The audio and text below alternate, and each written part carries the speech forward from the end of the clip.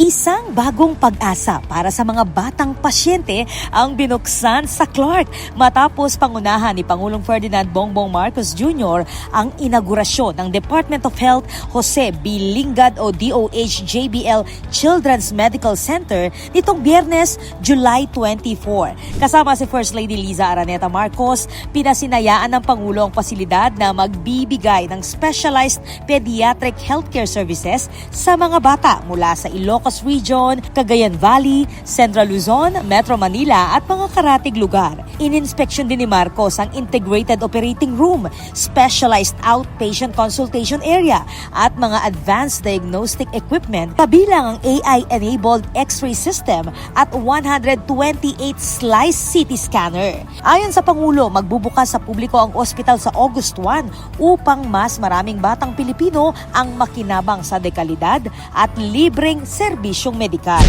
This state-of-the-art pediatric facility will provide free, high-quality care for children and families from regions 1, 2, and 3, and other neighboring areas as well.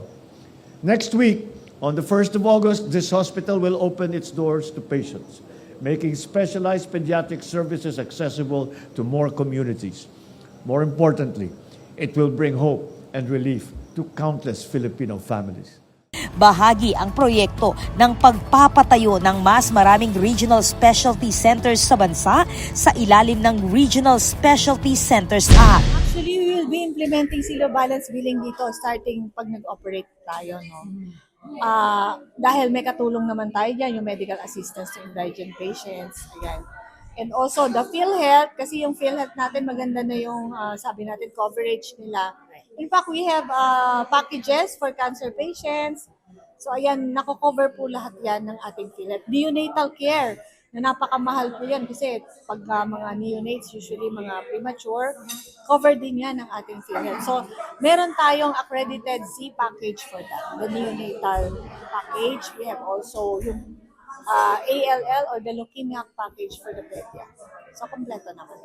Ito pa lamang ang unang yugto ng Clark Multi-Specialty Medical Center Complex. Kasunod ng itatayo ang renal, cardiovascular at cancer centers.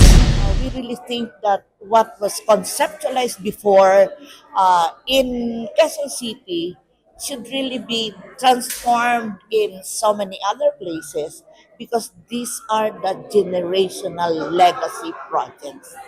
And for Clark, it is very, very important because here we are giving emphasis that we don't just care for investments. Of course, we like to have the investments, but behind that investment are the people.